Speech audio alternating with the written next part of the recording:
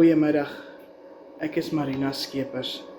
Vandag gaan ek vir julle wys hoe om 'n heerlike, egte, krakerige spekbuik, of soos ons hom ken, 'n pork belly, met eenvoudige Suid-Afrikaanse currykool en aartappels te maak.